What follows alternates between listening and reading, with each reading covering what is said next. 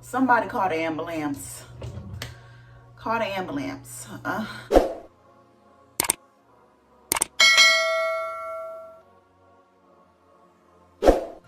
Hey, my little raggities. What is up? I am Raina Swan. Welcome to my channel. Welcome back. Okay. Over here, we just do a lot of shit talking, and that's okay with me. I'm in pain right now. I put a muscle in my back. Don't get old. It's a trap. It's a scheme.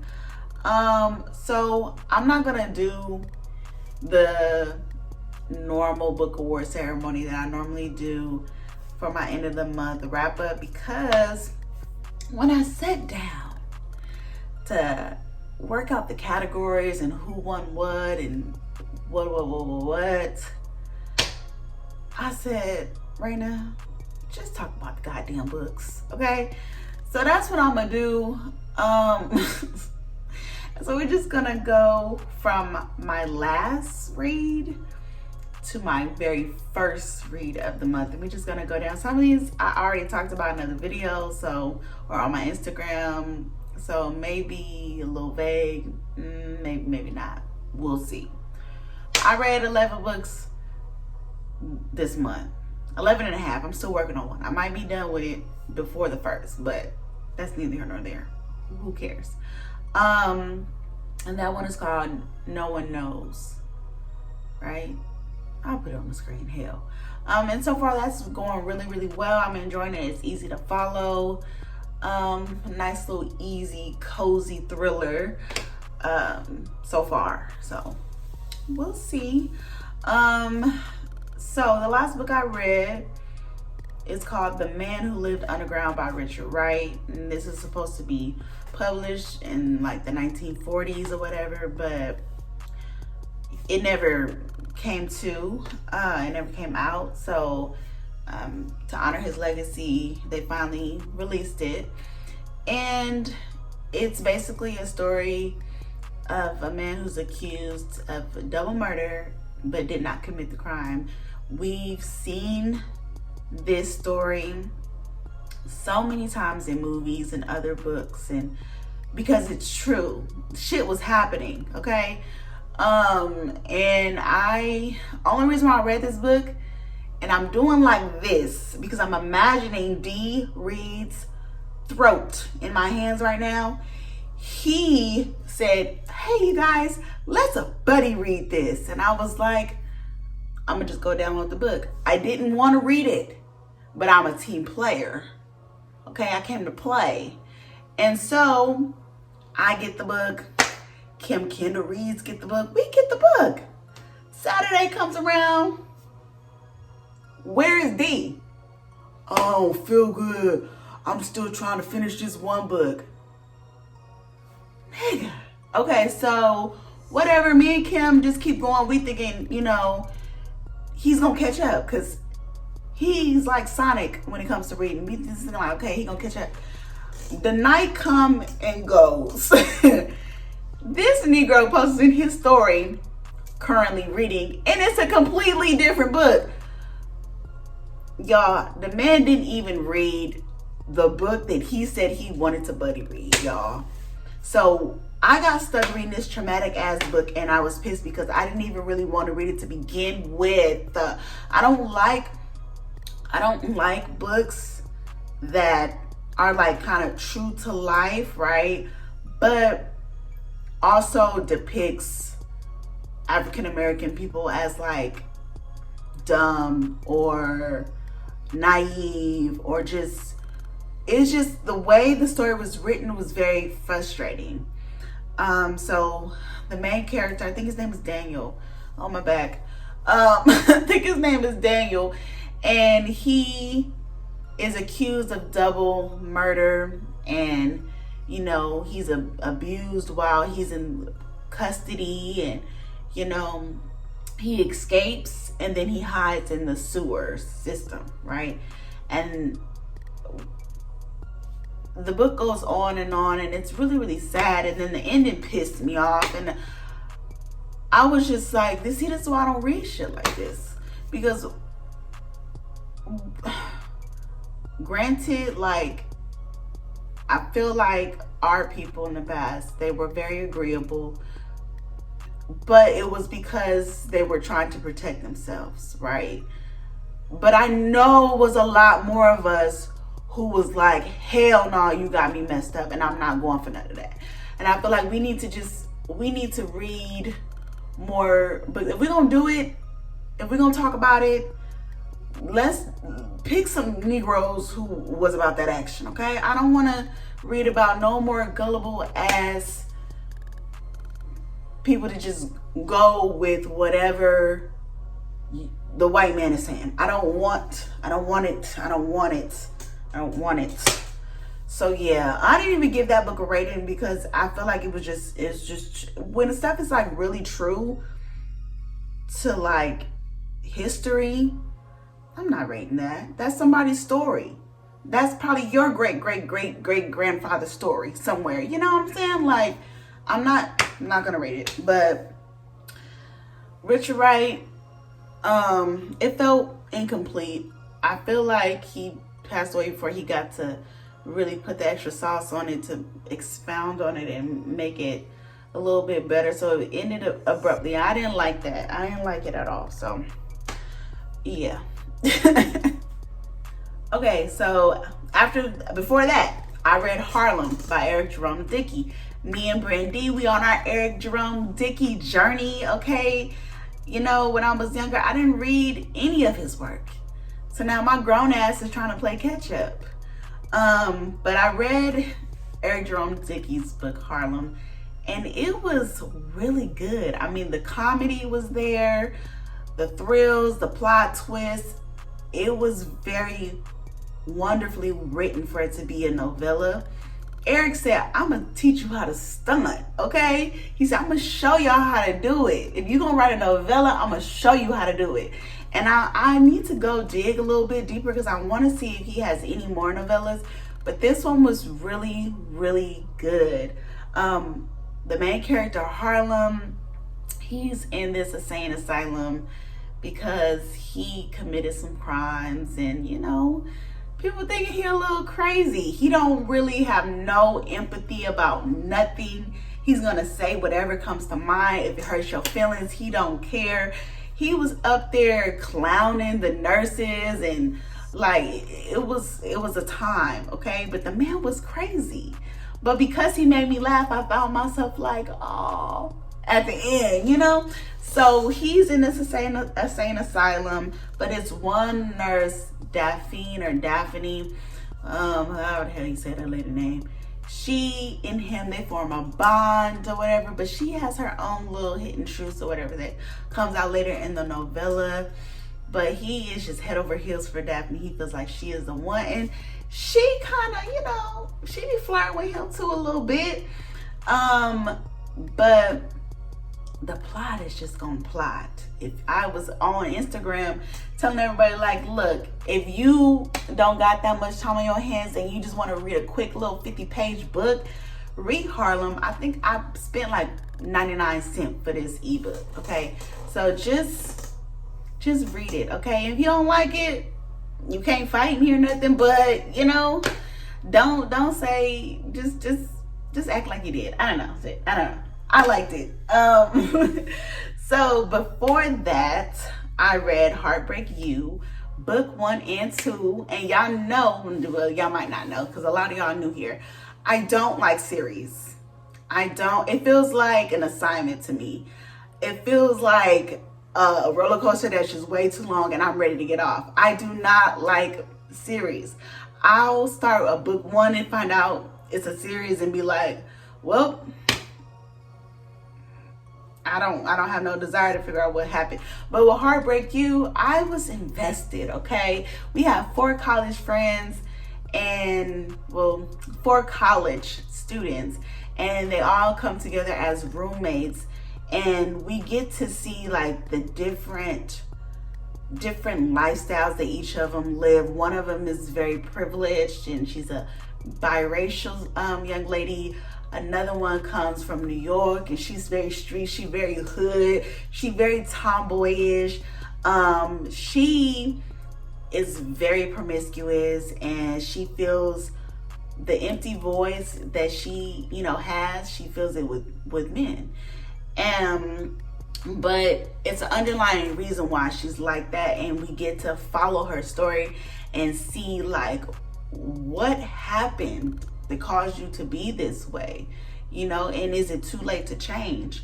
So we get to see that. And then so that was Frankie, and before that, the biracial girl, her name is Paris. And then we get Asha's story, and she is trying to find her a baller, a shot caller. She wants somebody to pay her bills, okay? And I feel like I talked about this in my couple of videos ago.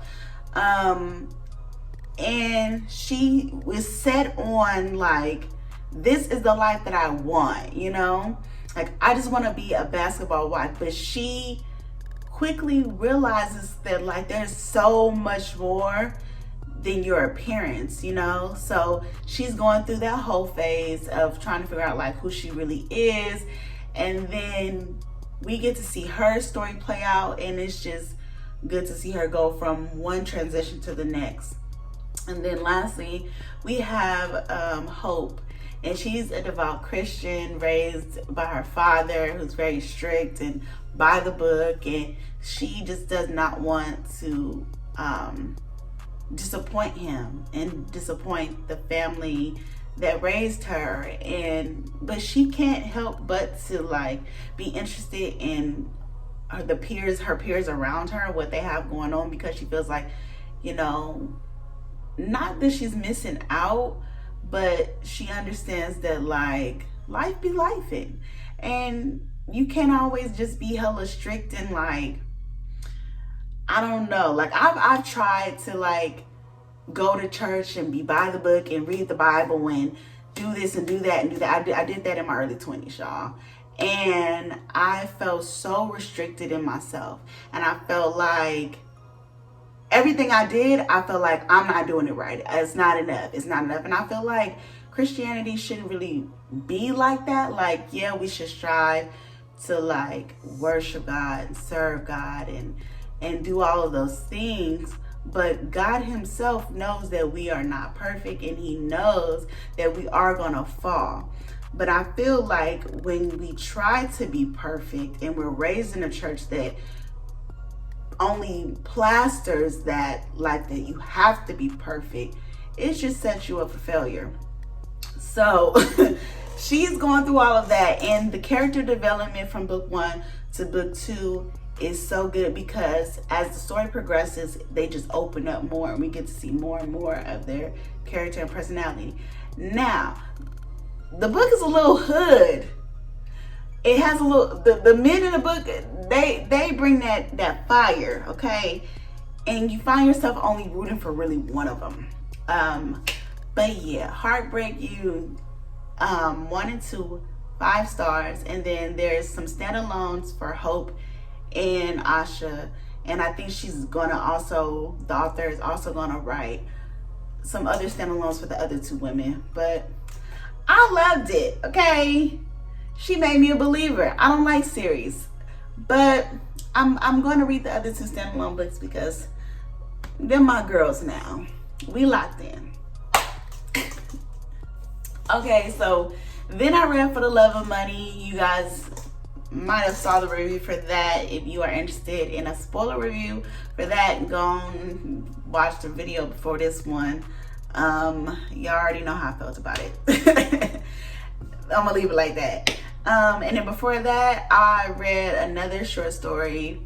It wasn't as short as like your typical novella, but I read The Night Guest by Hilder, and then her last name is like some type of German or something. I don't know. I'm not even gonna try to pronounce it, y'all. But I felt like it could have been good if we would have got some resolution to like what was going on. So the main character, she sleepwalks basically, or she is waking up and seeing like she has walked a gang of steps and her body is sore, and she's not really understanding like why she's fatigued and why she's going through this and this and that. And so as the story goes on, it's just that her trying to figure out why she's doing this. or what's going on, what has happened to her.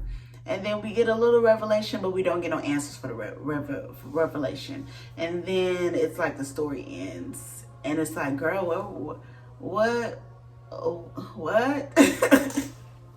My back.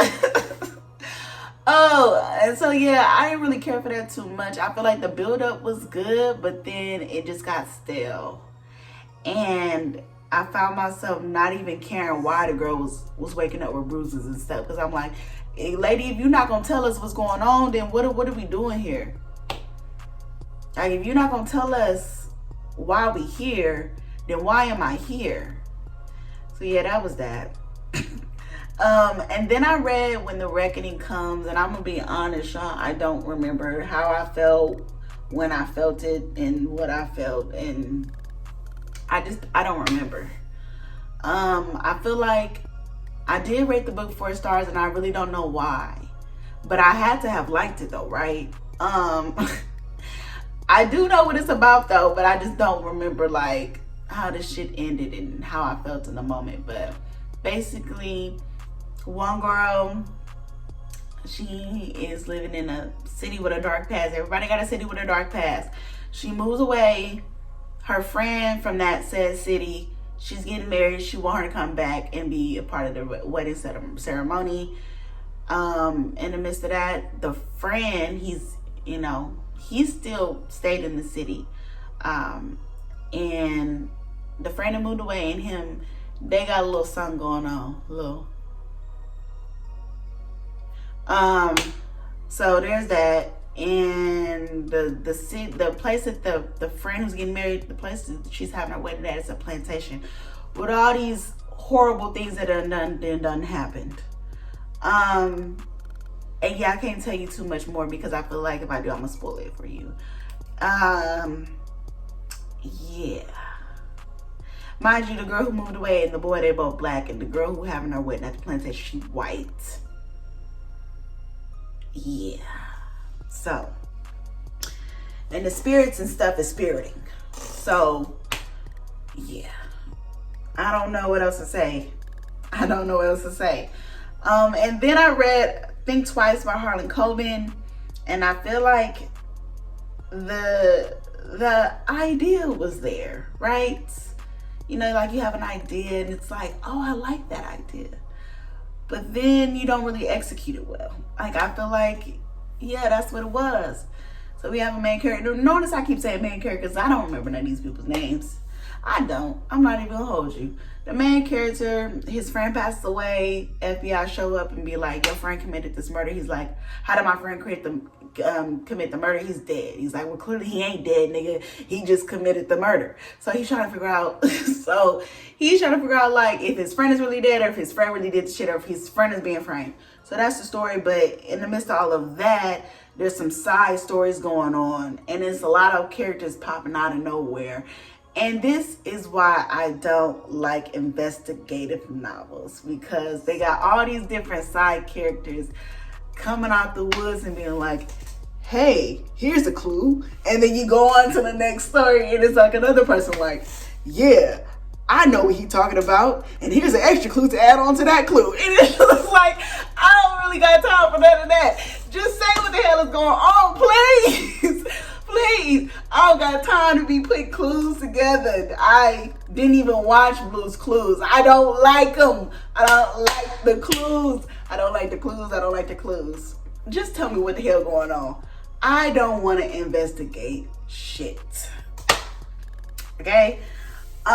So that was that. I feel like if you like investigative novels though, I feel like you would like it because it wasn't bad. It wasn't a bad story at all. It's just not my type of read. So let me just add that little disclaimer. I didn't hate it, but the more I read, I'm starting to realize what I like and what I don't like. So I'm not going to bash what I don't like just because I don't like it. Because I do realize that there are people who do like certain novels like that. And I think that they would enjoy it. But I'm realizing that certain things aren't for me. Okay? But I'm learning not to like be like, this book is trash, just because I don't like certain genres or certain things, you know? So there's that. And then I read Passion for the Heist, which was really good. It just dropped yesterday. Okay, can we give a round of applause for Quan? Quan, I really feel like he does a good job of giving us an interesting enough story to pull us in, okay? And I haven't really read a Quan book in a while, so coming back to his like writing style was a little not new, but like a little refreshing. So we have Payne. He's fresh out of prison and he doesn't want to get back into the life that he once was living. But he need that money. His granny, she ain't got it, and he wants to make sure that he's helping her. So of course that leads him down a path that he don't really want to go down. Then you have Passion, and you know, her parents passed away, so she's living with family, but the family is running some type of brothel, but she not a part of the brothel. She just living with the family. Y'all, anyways, the two of them connect and they realize that they need each other, you know, more than they thought that they would, you know. The story is written very well. I know I've seen the reviews talking about there was no plot. Girl, the plot was the bag. What are you talking about? The plot was getting to the money, to get the funyuns, okay? So I enjoyed it. And she talking about, oh, I listened to the narrator and he sound like the guy from the first 48. Speed it up. If you don't like his voice, change it. Read the book a little faster, okay?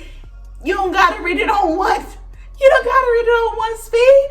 Mama, speed it up a little bit. Change his voice a little bit if it was bothering you.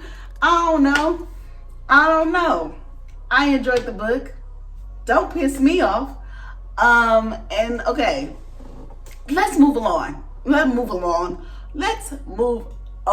Okay, because she got me stressed up all up in my chest, and my back is hurting. We don't need chest pains and back pains, okay? All right, 2 more, y'all, and I gotta go grocery shopping with this badass back. I read Cousins, All We Got Is Us. I did a review for that on Instagram. And I liked it a lot. I think the cover is gorgeous. I think the way that Selena wrote the book is very nostalgic. So we have 5 cousins, you know, they enjoy hanging out. They're like best friends, you know. They enjoy being at grandma's house, auntie's house in the summer, playing, going roller skating, renting movies at Blockbuster, like just a whole nostalgic time. And just like any family, every family has certain secrets that eventually start to come out as you get older, and you know, certain things happen in their individual lives that kind of shake up the group, and it kind of tests their bond. But I really enjoyed the read, and I really love how Selena kind of wrote each of their stories in a way that you could relate to at least one of them. So, you know, you have the oldest cousin, he's like the football star, kind of like the protector of the group. You have another cousin, his mom is kind of struggling with drug addiction, so they kind of have to like look after him because he's neglected and not really being taken care of properly. You have a cousin, she's kind of like the snob of the group. Her family, she comes from money and she's very spoiled and like very privileged. And then you have the youngest cousin. I don't know if she's the youngest, but you have one of the cousins who has been forced to take on the role as a caretaker for her mom. And you see her being used in a way that is upsetting, because it's like, why I got this little girl doing all this stuff around this house? Like, she should be outside enjoying life, you know? So I think Selena did a really good job of writing each character, and like the parents as well. So kudos. And then last but not least, the very first book I read at the top of the month was Let That Be the Reason by Vicky Stringer. And I talked about that on Instagram as well. This is a true story written by, or based on a true story written by Vicky while she was in prison. And I'm not sure if it was her life she was writing about or somebody else's, but she wrote it up while she was in prison. And the main character, she's dating someone, you know, he leaves her and her life just takes a turn, y'all. She's just down bad about this crusty, musty, dusty man. And then she gets into the life of crime, but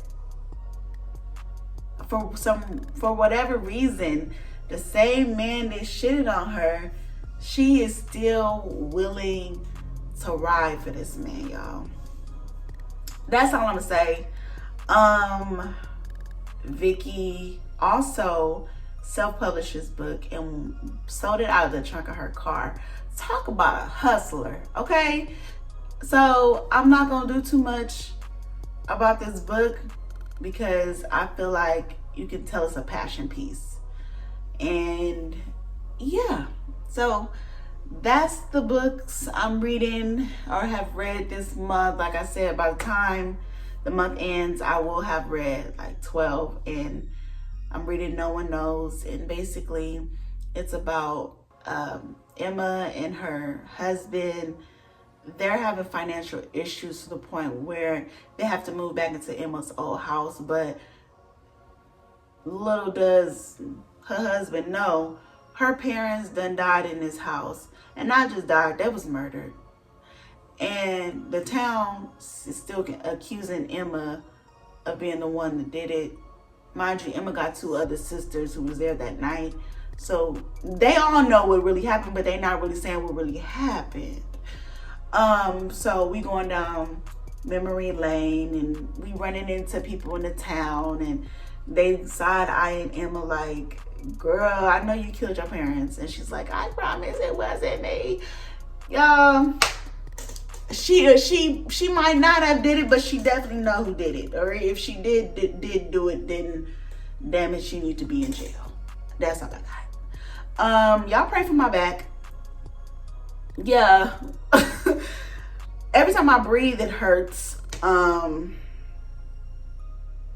get old. I'm about to go waddle my ass around Food for Less. All right. Bye.